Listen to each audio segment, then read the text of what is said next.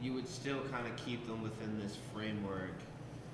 Just obviously you'd have to modify it, with the nature of being in the military.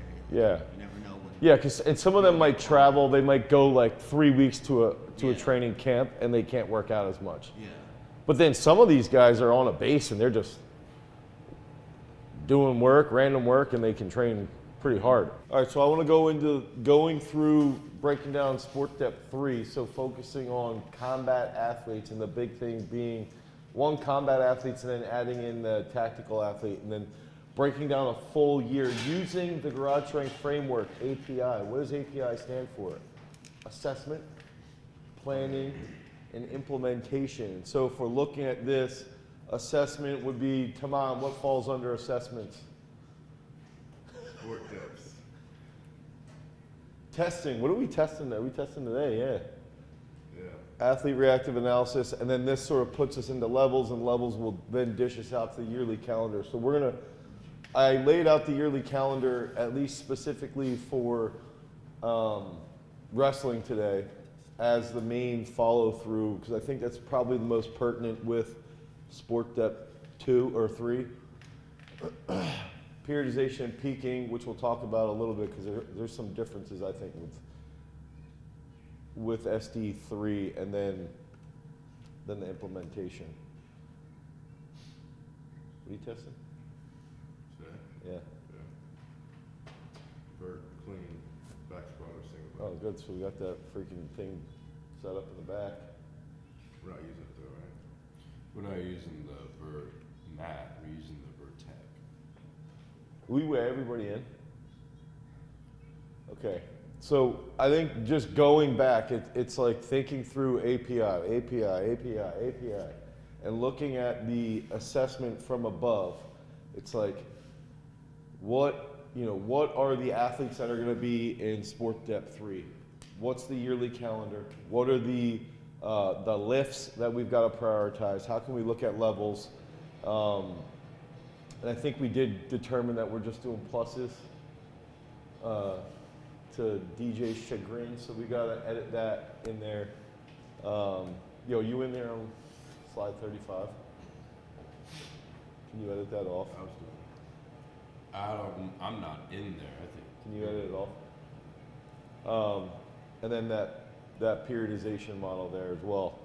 Okay, and then we're gonna go into mining down with the levels. This stuff is sort of what we were talking about last week with when Brandon was here.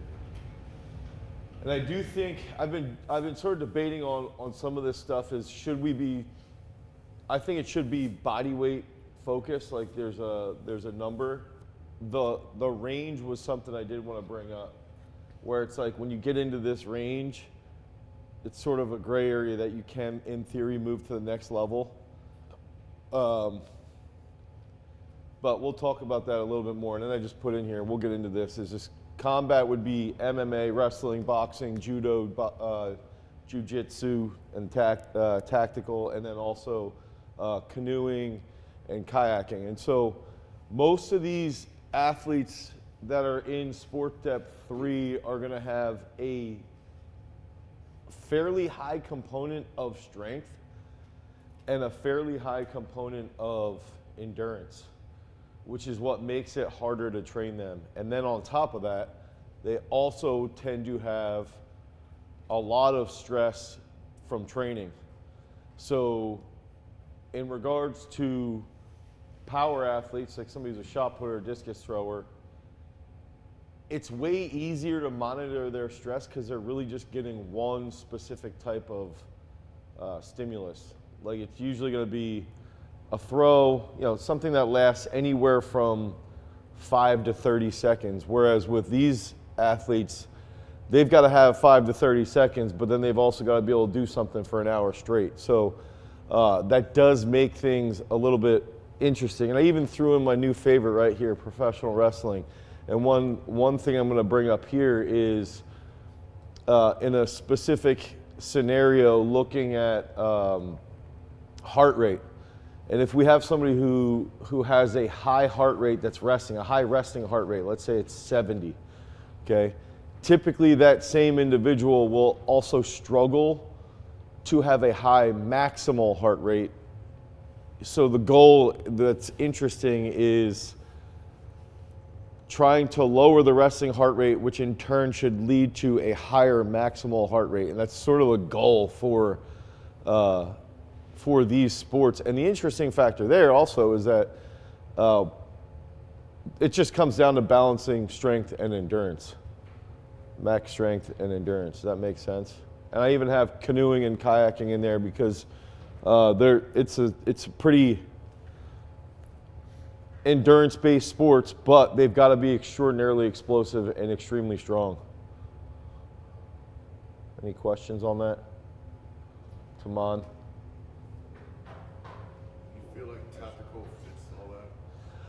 I think tactical does, in the sense that somebody who is let's say you're training, someone in the military, they have to be fast, they have to be strong, and they have to have really good endurance. And keep in mind, this would be in my mindset. If I'm training someone that's going into the military, I'm not saying that the military does this. You know, like the military switched to a CrossFit style testing, I want to say like 10 to 15 years ago, which is an improvement from where it was. But I think like police force is a joke. Their tests are, it's like they got to do, like 50 crunches or something in a 2-mile time run. But to me, it's like, if you're going to be a cop, like, dude, you should be able to manage yourself in very intense situations physically so that you can make sound decisions and protect yourself as well and protect others. So you're also going to have hand-to-hand combat here with both of these. Firefighter, firefighter, I think, would have a little bit less endurance, but there's still clearly an endurance component. Probably more speed and strength with firefighters, but they still need to have an endurance component. Why wouldn't you put them in there? No, I was just wondering, like, from a training standpoint, it just seems. I don't think it would hurt a firefighter or a police officer to train them like a football player. No. But I think it would be beneficial to train them more along these lines. But also, you look at somebody who's training to go into like the Green Beret tests, Rangers, SEALs. These guys are doing like Yeah, they're doing all that stuff. 5-mile runs with a canoe over their head. Yeah. Like something like that. Like that stuff's hard. Rucking for 10 miles with a 50-pound pack.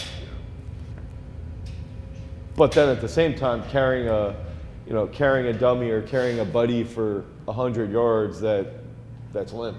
Yeah. So they've got to be stupid strong too. That would be my thought process. Weeks, I wanted you to comment. Is that clear? The phases. I do think. Okay, so if we're looking at high school level, I think high school level, it's almost always going to be wrestling, probably a little bit of jiu-jitsu here and there for people, but for us, it's just going to be wrestling. I don't think we're going to see many other athletes outside of that. There's been like one or two like people trying to get into the military. Yeah, you're right. One guy who's like, trying to get into. Yeah, so it would be wrestling and military training. And then maybe occasionally we have a guy who comes in and like I've had phone calls, consults with guys. I had a custom online who did Ranger and then they did Green Beret after the Ranger. And his brother did the SEALs. So I think that's going to be consistent. Me with the should do BJJ. He's doing BJJ. There used to be a guy that would come. Yeah, the dude of the band. No. Well, yeah, him, but there's another guy who used to come in like a lot, like, even before I started training here. I'm trying to remember his name. But a lot of like specific Brazilian Jiu-Jitsu. Okay. Yeah. I think still with high school, you're right though, it's going to be military and wrestling. Yeah, military. So I think those guys prepping for military stuff, I think is going to be easy. Thinking about Logan, like Logan's got to get ready to go to the Naval Academy. Endurance-wise, their tests aren't going to be overly complex, and especially with him playing football, I think he would be someone we could look at as like developing for this probably after his throw season. But I think still looking at it like 16 to 20 weeks long, ideally 3 16-week phases. And then within there, you're going to have where this stuff, the microcycles get interesting is that I think in wrestling, it's more consistent that you'll see like 2-week cycles. And I want to share examples of that with South Dakota State after this, once we get in here. Okay, so if we look at the yearly plan would be essentially April to July would be phase 1, and that's going to be exposure to summit phase. Getting good test results at that point. I think the most important times are going to be April and then probably October and November to test them. Obviously in the summertime too, you can here and there. But I think the most important scheduled times would be right after their season, like 4 weeks after their season, and then in November. I will say with South Dakota State, we tested them in April, and then we tested them again in June, and then again in the end of September. And what's crazy is seeing how quickly they can improve just from April to September. Like guys having 21.5, 23-inch verticals, and then just increasing their squat by 50 pounds, and then them jumping like 29 inches, which is hilarious because that's how much the season can do to them. I mean, that's like a 20% drop improvement just because of the season, really. Okay, August to November, that's going to be phase 2. Same thing here. And then the big factor here is that that's going to take us into November, December, January, February, and then peaking into March. Now, this is where I was going to talk about a little bit with their season is that a lot of wrestlers, especially like right now, literally at this moment, January, if they have, let's say the high school level, they have sectionals start the first or second week of February in Pennsylvania. They would go sectionals, districts, 1 week off state, so that's 4 weeks. So they go 1 2-week plan, 1 2-week plan, and then usually there's a dual meet states. In Pennsylvania, there's a dual meet state. So if you have somebody who's good, the way you would see it is they would do a dual meet peak, a sectionals, districts/states to get to states. So that's where it gets a little bit harder. I don't think that that's as consistent with throwing is not really like that. Throwing is going to be more like, try to peak at districts and then they make it to states. Football, it's basically like half-ass training for the entire season.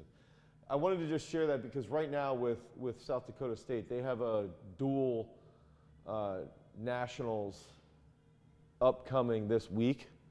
And so for them, they're on a 2-week program. Then they come back, they start their Big 12 dual season. So we're going to do a 4-week program. Then they have Big 12s where they're going to do a 2-week peak. And then they have NCAAs where they have a 2-week peak. So it's sort of like being aware of what that calendar is for a combat athlete, I think is really important. And then what are we doing in training that's going to screw up their performance? Okay. Anyone? Taman? Question. So, like MMA, boxing, like those specific like athletes in this realm, they have like 2-3 fights a year. Yeah. They're like really good. Yeah. So how would you like adjust this? So if I had a boxer on the come up who was trying to make it big, I would say they would follow a training program that would be, okay, so let's say they're following a 3-day split. We're going to do explosive work, body weight work, and then they have expected endurance work every week, 2 to 3 endurance sessions a week. When they get a fight scheduled, they got 8 to 10 weeks to prep for the fight, usually. They should be in good enough shape that within 8 to 10 weeks, they're all in on just maintaining strength and trying to improve their endurance and improve explosiveness. Nothing else matters. So for a boxer, especially because their temperament, if you think back to the athlete reactive analysis, and I know that, like the way this factors into that is that you'd have to understand that those guys are almost all meatheads. So they're going to sabotage everything. They're going to get drunk constantly. They're going to party all the time. So it's like being aware that when they don't have a fight planned, you've just got to try to hold them as accountable as possible. With a really good fighter who's fighting 2 to 3 MMA guy, it's the same thing. It's like they still have to do their regular work in the room, and it's just managing and making sure that those guys don't really get dialed in on their focus until they have something planned. So it's like keeping them at like 85 to 90% shape is the main goal, and then when someone calls them, they're ready to go, you know. So it's 8 to 12 weeks, mainly like, so cardio.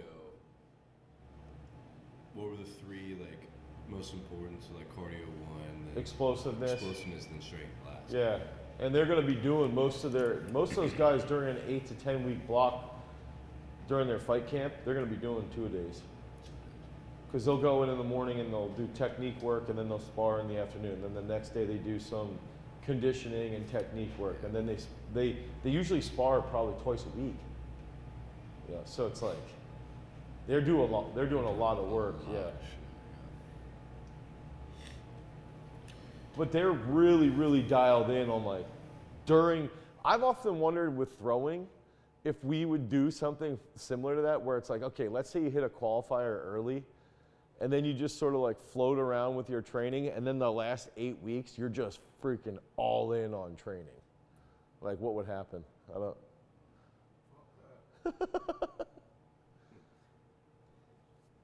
Weeks, were you gonna ask something?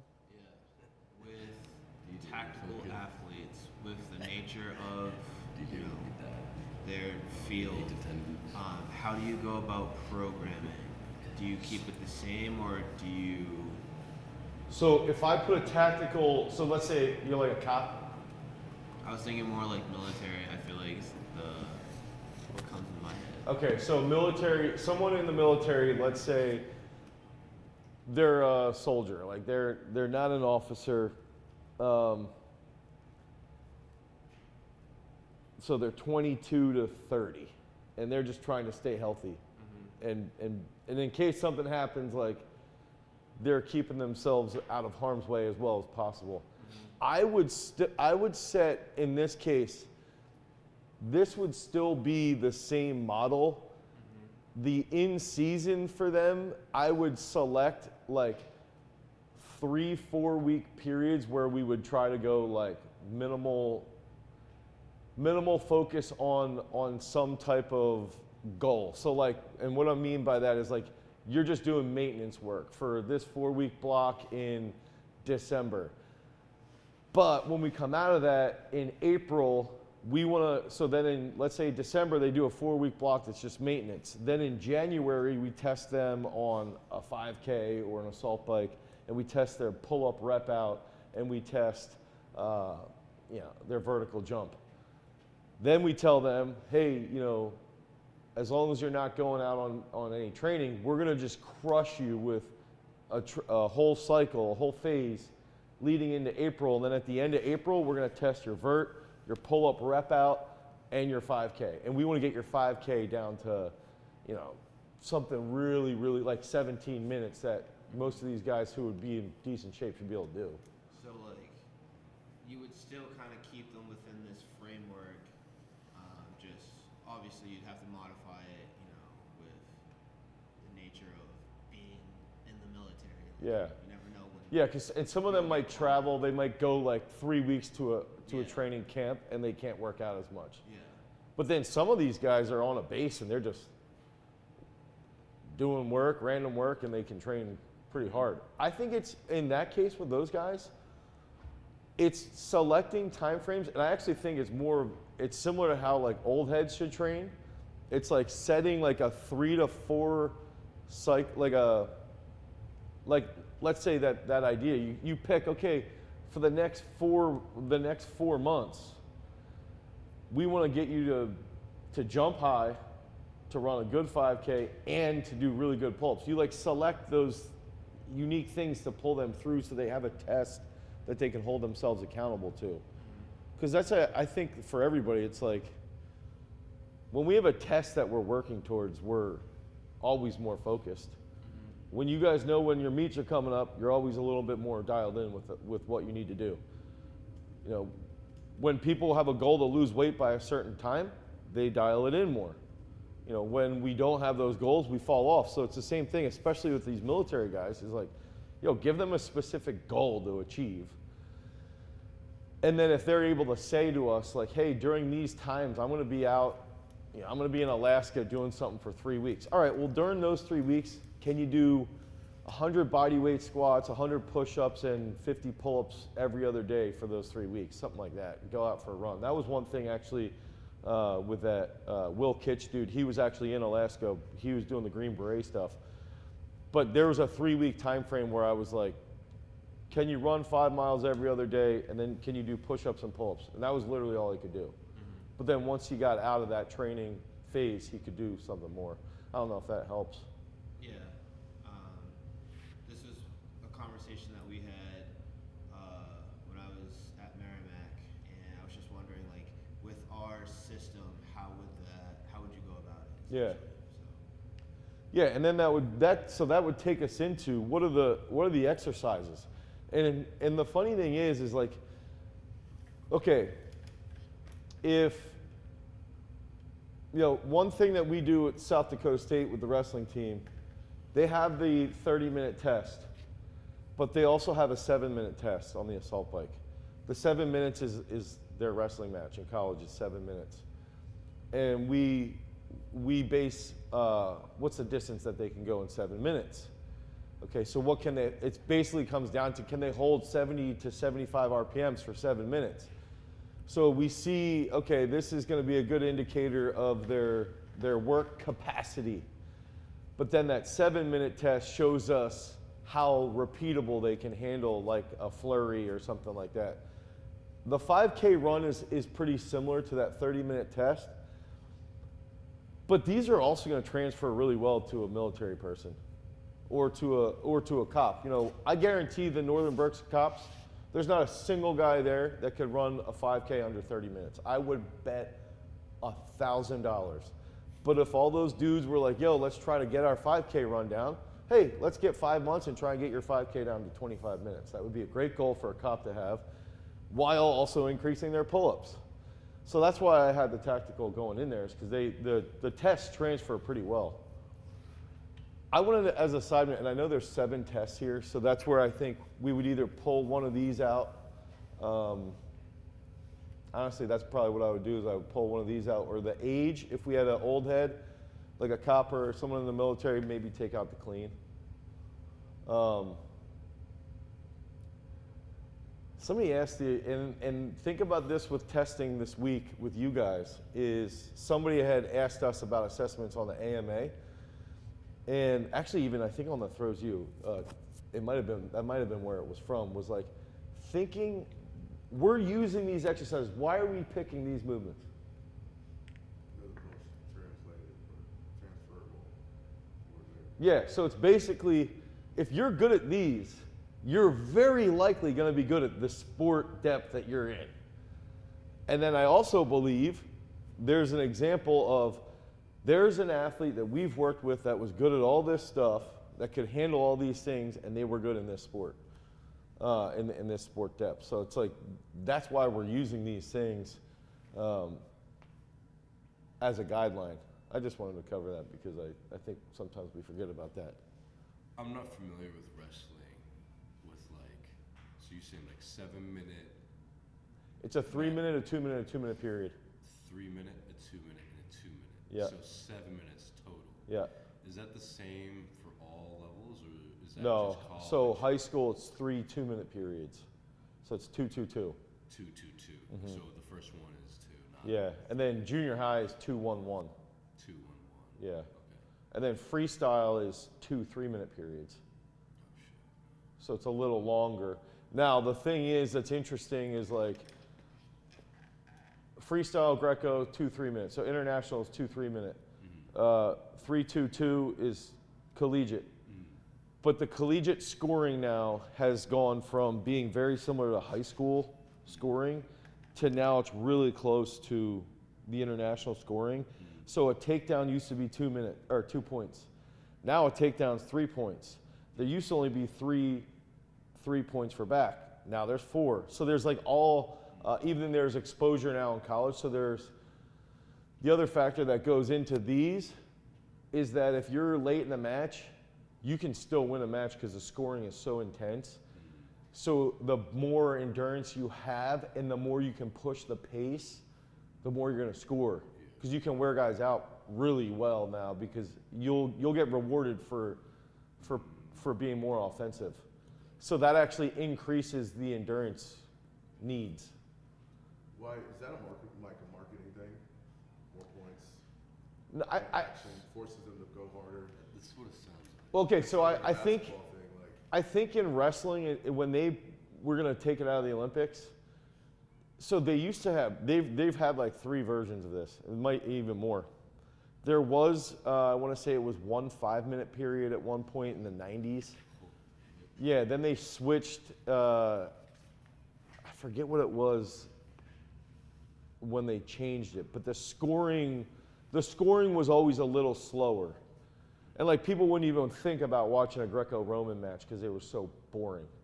When they were going to take it out of the Olympics, they were like, all right, now they brought in the push out. So push out is like if I'm circling and I get you out of bounds, I get a point. It's like what sumo, that's how they score sumo wrestling.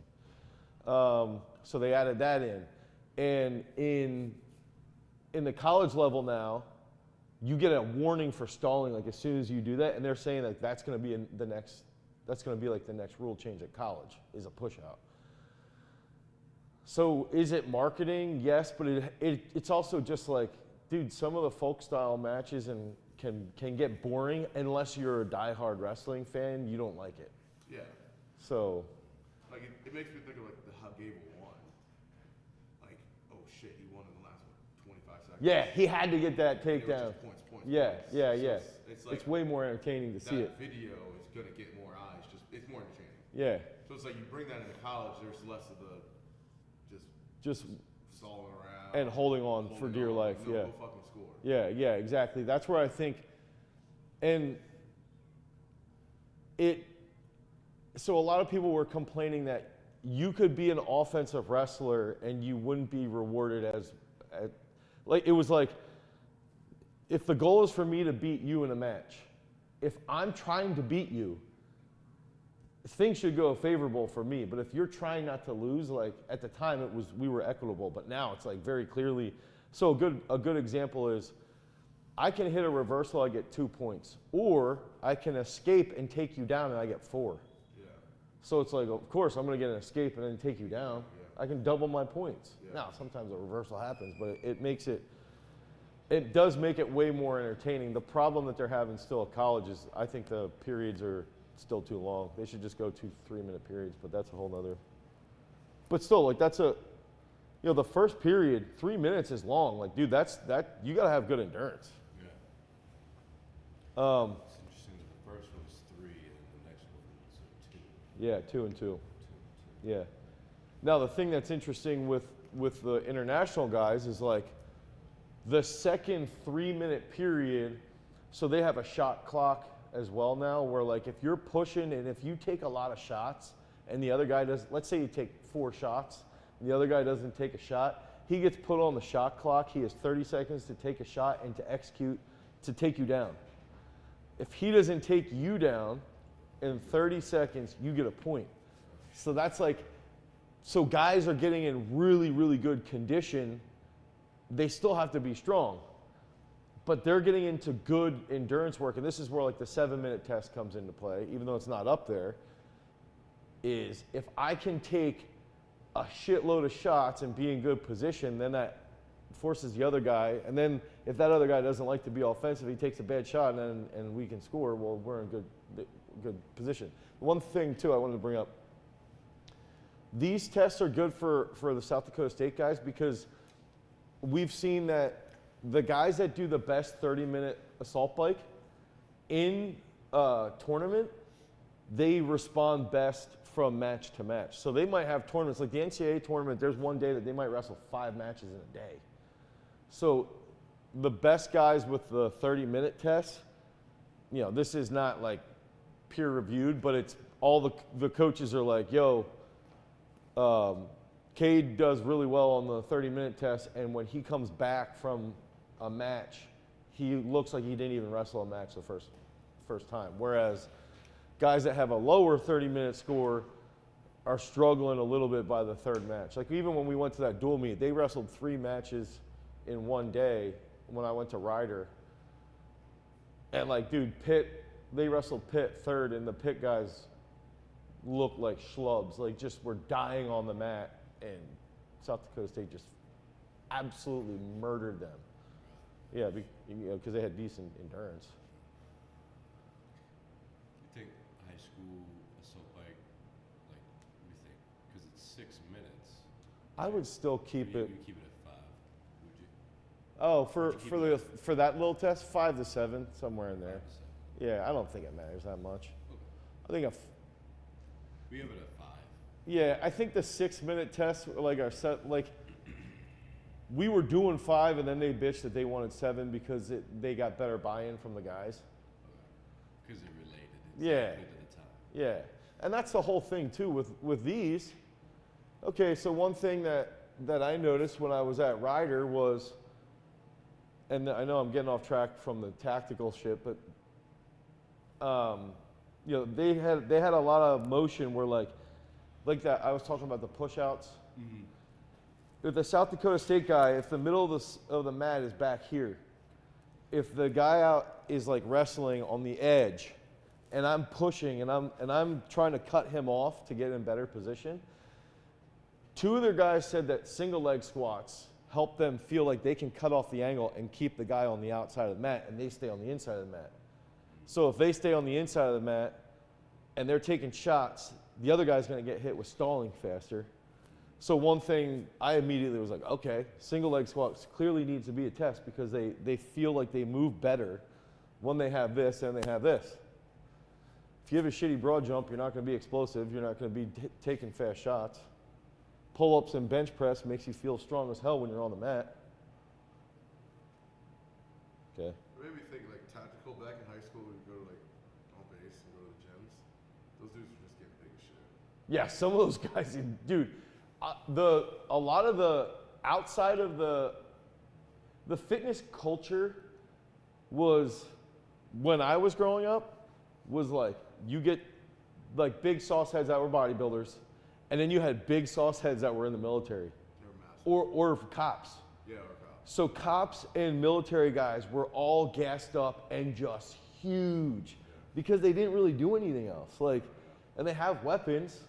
Now, is that like, it's better than them doing nothing. Yeah.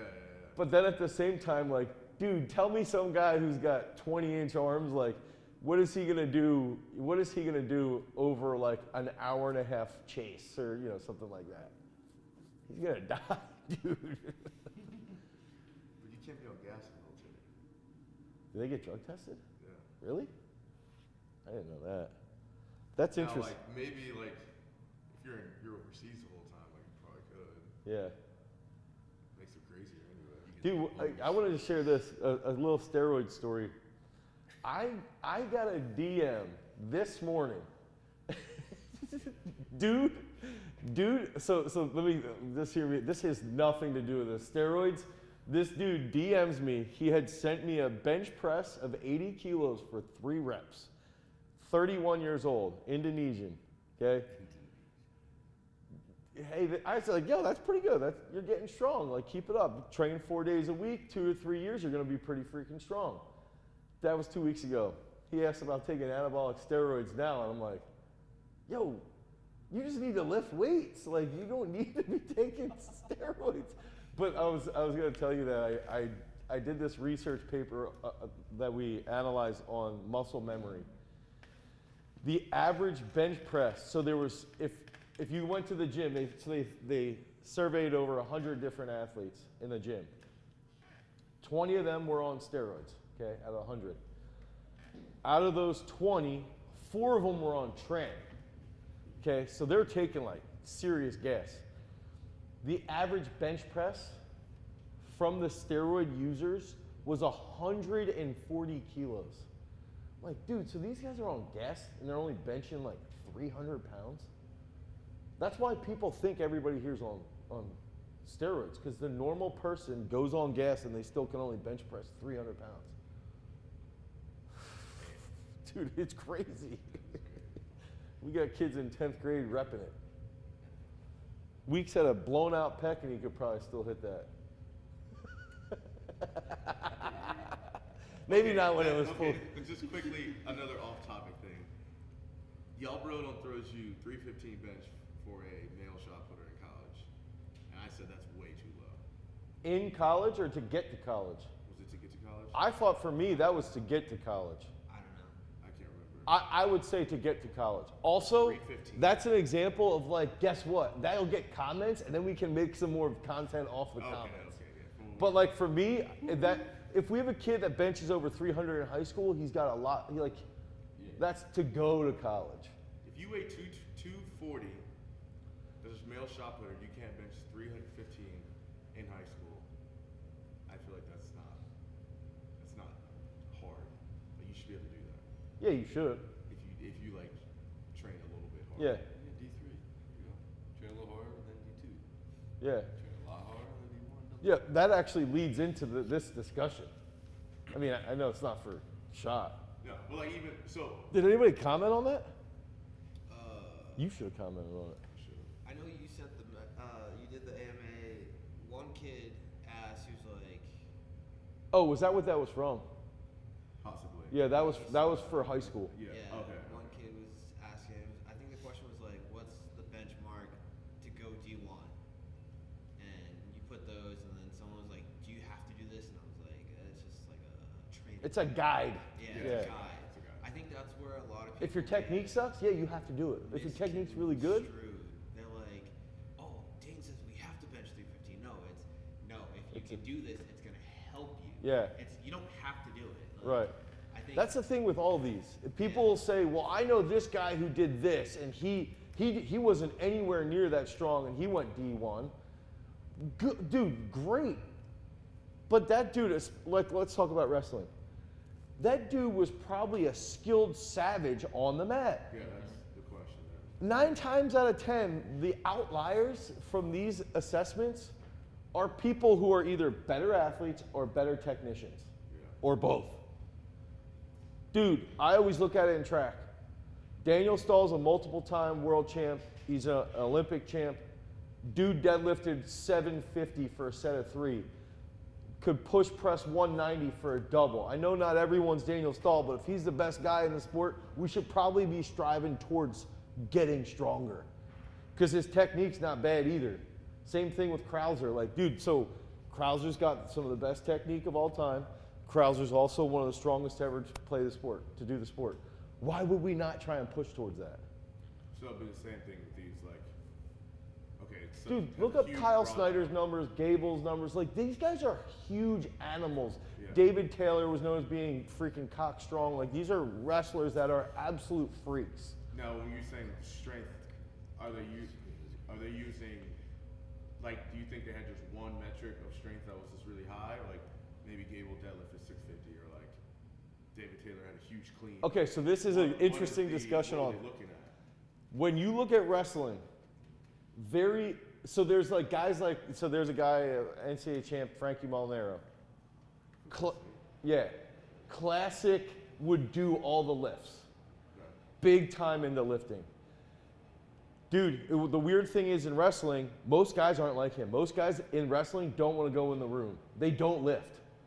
So here's the other thing. They also like to do, like the Russian guys, so guys from Dagestan, basically they wrestle all day, and they do kettlebell work, they do weird band shit, and then they grapple with each other constantly.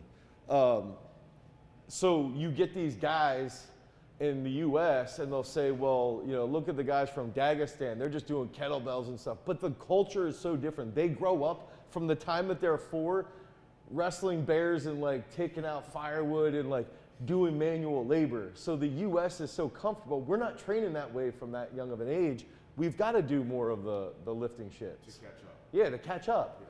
And it's like, these things will get you to have that feeling of wrestling a bear or whatever. But like, I've seen videos of Kyle Snyder doing like 500-pound pin squats for like sets of 5. Dude's a world champ and has beaten and lost to Sajalayev, who's like actually, ironically, known as the Russian Bear, who's also known, he doesn't really lift that much, but he's still thick. Like, you can see him, he'd probably club the shit out of you. So like... So it's like match strength. Yeah, and it's like, look, in the U.S., we don't have that culture.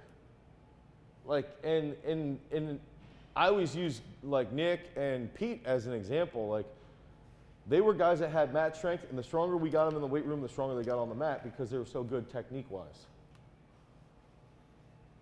Okay, so these are the male level 1 and 2 for sport depth 3. So I tried to put examples here. I think most kids, if we're looking at level 1, that's going to be up to 8th, 9th grade. Cleaning, you know, 1 times to 1.15 times body weight. Honestly, I took that and I was like, Jake Horse cleaned 70 kilos when he was in 8th grade, 7th or 8th grade, and he probably weighed about 110 pounds. That's crazy. Yeah. So if you get an 8th grader to hit a little more than body weight, they're going to be okay. He started out as primarily a wrestler. Yeah, all wrestling. So his dad was a state champion. His dad's state champ, yeah. And All-American. D1. Where did he go? He went to Penn State? He went to Penn State, had serious drinking issues, which became a theme in his existence, and transferred to Old Dominion. You won a national title there. No, he got 6th. You got 6th. Yeah. Shit, And we used to go down to Old Dominion for, it was called Granby Camp. We used to go down there and wrestle. They had a guy named Gray Simons who was their wrestling coach, who was like an old legend. Assault bike would be 10 plus miles, 5K run, 28 minutes. And some of these numbers, dude, some kids can run all day at this age. Some kids have no ability to deal with the discomfort of running. So it's 130 pounds, you better be able to run. you should be able to. Bench body weight to 1.15 times body weight. Single leg squat body weight.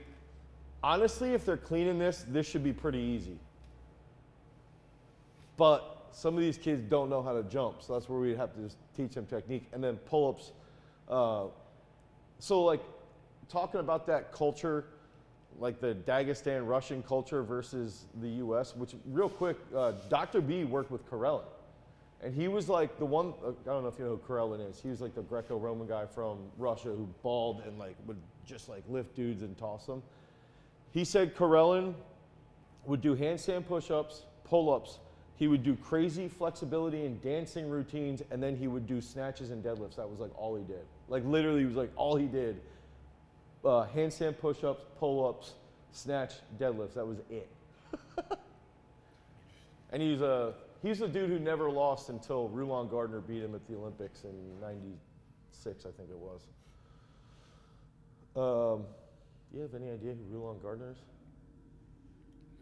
No. You know who any of these people are? I'm not hip to wrestling like that. I should. I have family who wrestle, but I don't. Okay, but going back to the Russian culture versus the U.S. culture, in the U.S. it should be, even if you don't like lifting, lots of pull-ups, lots of push-ups, and then they usually do, maybe some mat sprints. That's like a very consistent theme. Okay, now level 2. This is where I would say we would see most cases start to see like a 1.25 times body weight. 165, I think that would be 205, 215. Come on. Can you do the math on 1.25 times 165?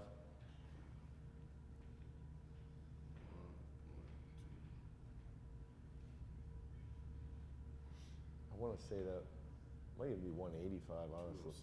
206, yes, that's pretty reasonable. This is a high school kid that weighs 165. Think about. You telling me this big bull beat this Russian dude? Yes, that's him.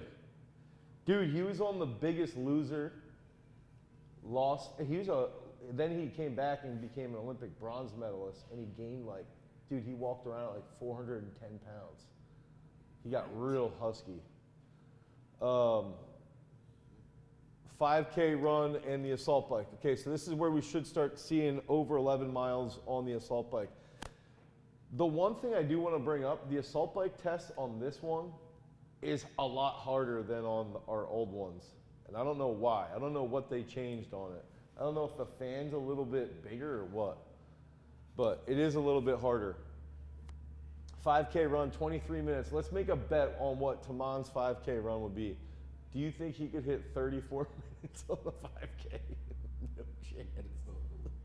Those stubby ass legs. All right, maybe we could. I don't think we would. Just because What's 5K? halfway through, we're like, yo. You think you do 11-minute miles? No. How many? How many miles is it? It's like 3.1. All right, maybe we could if we train. Okay. Tell us right now, go run a 5K. Oh, well, no, we're untrained. Yeah, my legs. Okay, yo, think about Jake, actually, wrestler. What did he clean? Dice room? Yeah, 225? I thought he was close to 110. I think he hit a little over. But he's like 150 He's- pounds. Yeah, he's around. He smashes these. Yeah, he does. Bench, I feel like he benched 225. I think he bench 225. And he's not even 165. So these are like, and he's a D3 guy. Like these are very reasonable numbers. This, reasonable. This, I believe is reasonable. And I guarantee you, 165 pounder in high school can bust out 15 pull-ups. Now this is where I do think getting them to just make sure they're locking out on the pull-up is key. Okay, and then we get into, this is when, this same kid weighs 185. All right, so now they're going to get that D1 recruited. They're going to go D1, 1.3 times body weight, so that would probably put them around 220. Well, at this body weight would probably put them around like 255, 265. Assault bike, 12 miles on the assault bike in 30 minutes is solid. That's like a really, really good, you should be in pretty good shape. 5K run, 22 minutes. Now, I put 22 minutes. When we tested South Dakota State, a lot of their guys were sub 22, but then there was still a lot of like, Tanner Sloan, who got second at NCAAs, ran like a 28:30 on the 5K. Now he weighed like 220 at the time, so the 5K is very, it can be deceiving. Bench, 1.48 times body weight. What's that at 185? That should be like 275, if I recall. A lot of this is directly pulled. 274. Okay, so a lot of this was like from those numbers with South Dakota State. Single leg squat, easy. That should be simple. Anyone with a single leg roller should be able to do that. Broad jump, if they're hitting this and they have a decent clean, they should be able to hit that broad jump. Pull-ups will be 20 plus reps. And then you get into professional. Now this is where I was even thinking through with Nick. When Nick was 115 kilos, he cleaned 160. So I think that's close to 1.4x body weight. We never tested the assault bike, but at that point you should be doing 12 plus miles. 5K run should be 21 minutes. Bench press, Nick hit a 175 bench when he weighed 115. Single leg squat we never tested, but this is another one again that I think any world-class wrestler should be able to hit those numbers. broad jump 9 feet, pull-ups 20 to 30 reps on the pull-ups. So I think it's like when we're looking at these and providing guidelines for us to work towards, the hardest point that we'll have to overcome is getting the wrestler into the gym consistently, and then once they start to come in, keep all of their training focused on blowing up these numbers. The one thing I did want to ask you guys is maybe we could just try to get, you know, like that redheaded kid from Brandywine. Yeah. How old's he now? He's still in middle school. Yeah. 6th, 7th grade. 7th grade? He crushes the pull-ups. Sure. Probably bench, I would bet. I mean, he's so light. It's like 890 pounds. Has he hit puberty yet? I don't think so. Yeah. Probably not. I mean, his dad is short, so like, who knows how tall he's really. Yeah. His mom's tall though. His mom's like 5'8". He's big as shit. You have a question. With the different weight classes in wrestling, would the timed tests change? Change, yes. Yeah. So that's a good question, because here, honestly, I don't think this should change that much in wrestling. I think you would see this stuff change in tactical more. So like a 155 pound, let's say 155 pound military guy who does CrossFit, those numbers are going to be way different from a 225 pound guy who's more into bodybuilding. In the military. Don't you want it to be more standard? Like you're all I- the same unit. Like You should be more standard. I'm just saying, like, there's some military guys that are CrossFit based, yeah. and they'll clean like 300 pounds and they only weigh 170. Yeah. But then, you know, I think, I'm not putting them on the 50 count. no, well, I need big I do think those numbers, so in this case, I would keep this for middleweight and upper weight. So like at the college level, the middleweight would start at like 57 and goes up to heavyweight. So 125, 140, 133, 141 pounders, they're lightweights. This number would probably go up a little bit. You know, and those are guys that like, this is gonna be like 17 to 18 minutes. They struggle with the assault bike though, because there's more power output. So that's one where like body weight can be deceivingly more effective. Honestly, I wouldn't change these that much. So like I think you're probably right with like military. And even with cops, like cops don't have a body weight past the test. It's like just do your shitty sit-ups and push-ups and 2-mile run. Trigger happy motherfuckers. Whereas military they don't have that either. Military is just a standard. You got to follow that standard. I think Trevor had even brought that up before of like, look, these big organizations do just have standards. So yeah, this, and the thing I was even thinking through with this is like, remember Aaron Ross, the canoer? These are, you know, he would kill this and he could kill this. His clean though would be a little bit low, which is consistent with how he performed. He needed his clean to get better and his single leg squat to get better. He could actually jump pretty well though. So like a guy like him, who this would be sport depth 3 for him, the canoer, you know, there's some things where we could look at it and be like, yo, Aaron, you're good, you're not good, you're okay, you're good, and you're good. So we can increase his clean and his single leg squat, and he probably would have been a little bit better. You know, he still had a really good career and stuff. He's done now. So I think that's the thing with keeping in mind with those assessments is like, and this goes back to those negatives, is one question I had for you guys is what would you do if you saw somebody who had 4 of these on level 4, but they didn't even have level 3 on the other 3. They had like level 2. You follow me? Yeah. Oh, they have like a level 4 clean, but they're level 2 and everything else. Yeah.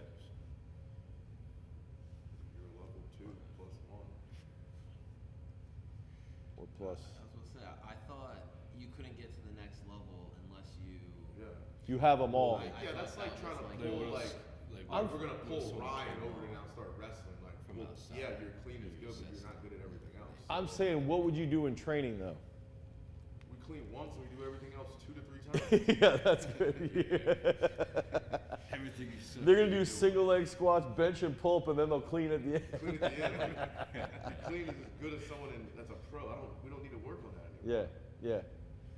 No, It's also like, can you wrestle? Are you good? Mhm.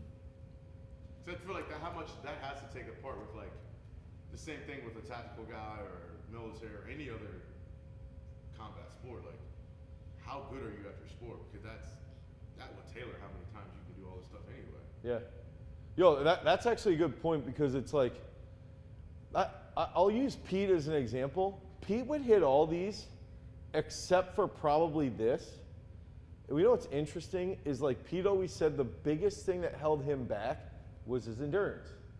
Like he was so good at his sport, but then he'd be wrestling and getting tired, and he'd start to freak out like, oh man, I'm gonna blow this because I'm getting tired.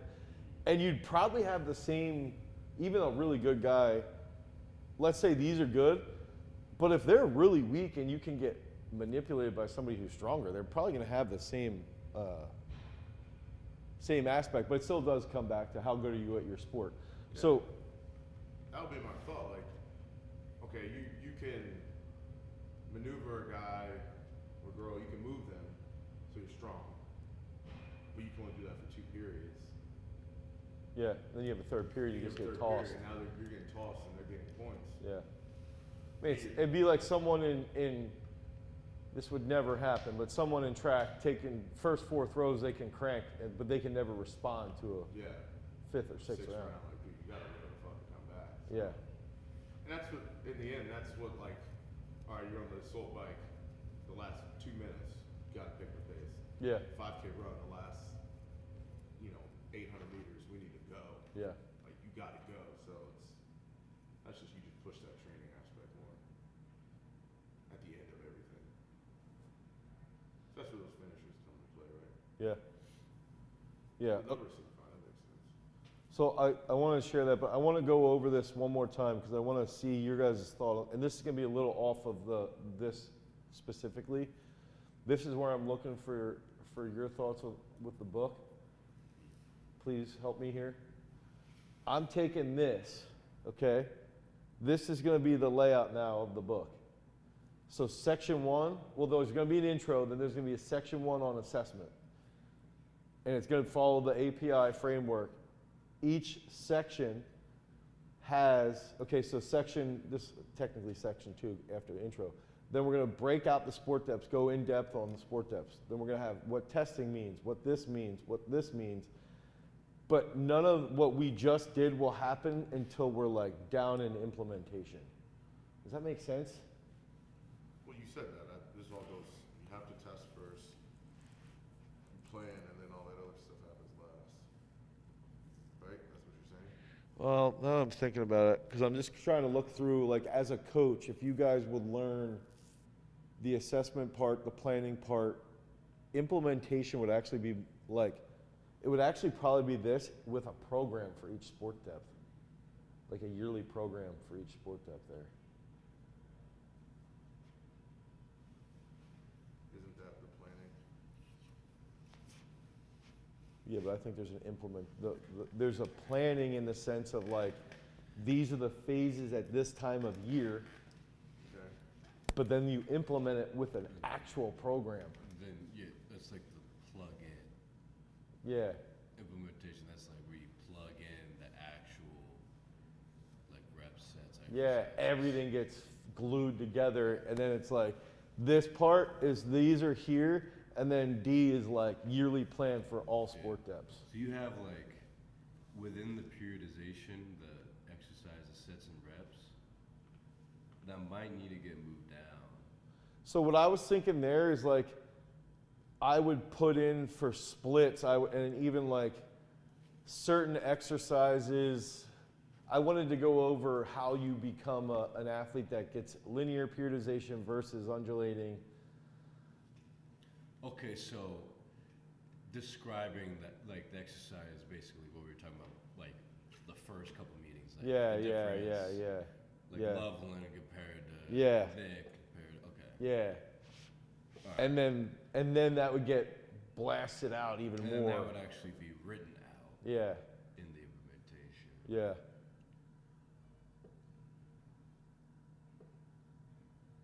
I just think periodization is just such like a big part of it Yeah. that you could write a whole book on that. Well, yeah, for sure. I just wanted to see what you guys thought, but this model that we just did, this is literally what I think we should all be doing right here. This, into the sports, into the yearly plan, into the specific yearly plan now, into the tests, and then we got the results. Well, Okay. hold on. The way that the slideshow just went, like testing was like the last part. Mainly because I have that as like,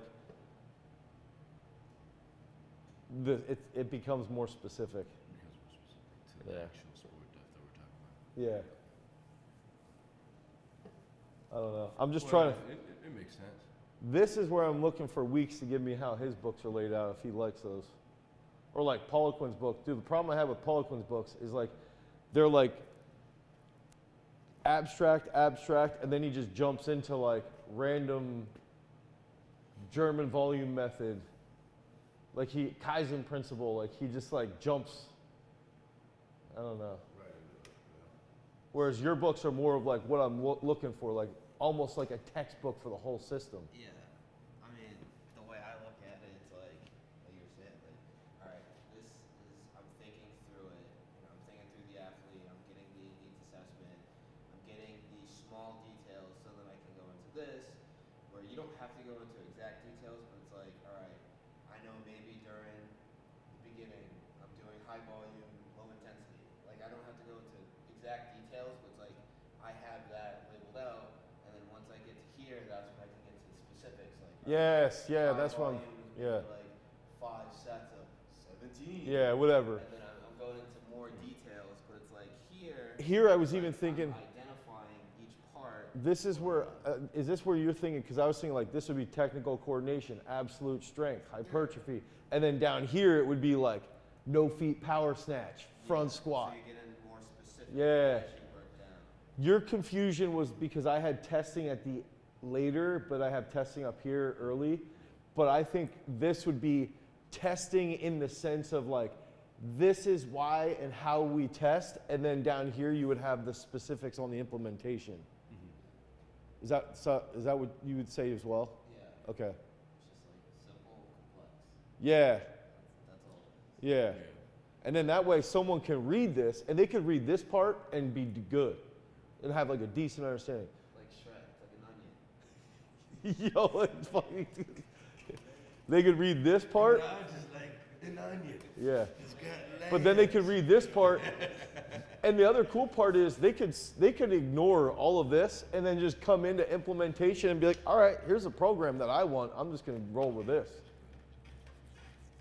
All right, that helps me that you see that. I mean, that's how I would go about it. Okay. Like, I think what he brought up was good, because now it just helps us with Clarify. clarifying, like, yo, what's what. And that's where even with the sport depth stuff and with let's say you have a running back that comes in or somebody, we can start to think about it top down. And now the hard part with us is that we're here when they walk in the door and we got to think about them here. That's like the weird part with in person and actually coaching people. But if we memorize and ingrain this into our brain, this shit becomes easy. Yeah, it It's just- clarifies so much more what you need to do. Yeah. I just think that sets the tone for all the rest of it, though. The expectations, the accountability, like, I need this before I even get to that. Because I can tell you all the X's and O's, but if you don't give me effort and everything doesn't else, matter. It doesn't matter. So it's like, to me, it's From an in-person perspective. okay. So maybe You need that. maybe that's something though to bring up. Okay, possibly. So this is a good question for Weeks.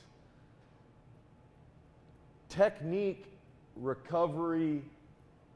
Do you see that in this section of the book, or do you see that there's an introduction and it's like none of the shit that you read in this book matters if you're not doing this culture, if you don't have the technique of all the, because I thought down here, because it's so specific and we mentioned like no feet power snatch. Well, what's a technique for that? This is a technique you teach for weightlifting movements. This is a technique you teach for strength movements, blah, blah, blah. That's where I'm sort of struggling there because I like what he's saying. I think you could reverse it. Or do you think I should just have a rant as the intro of like, you've got to do this, and you'll see in section 3 what we mean by it? Yes. I feel like that's, not to cut you off, but I feel like that would probably be more ideal. Where it's like, keep the framework what it is, but like you have that, I'm losing the word, but you have that section where it's like, yo, like this is very important so that the plan as a whole can be executed at a very high degree. Yeah. Like you need this to make sure that everything works. If you don't have that, then it's gonna Doesn't be a matter. lot more You're just a difficult. smart dude. Yeah. I was thinking about yesterday. I had a guy come in, some new kid. That needs to be the book. If you don't have this, you're just a smart dude. That's it. PhD, but you don't wear no XX. You don't wear no double X. Like a kid came in, 6th grade. Rams hat? Yes. Yeah. You know. I don't know who he Oh, was. you saw him walk by. Anyways, Yeah. He came in and he was like asking about, what do we do? And I was telling him training. I was like, at the end of the day, like I need you to have effort. Like telling the kid, you have to push yourself, and I'll help you get there.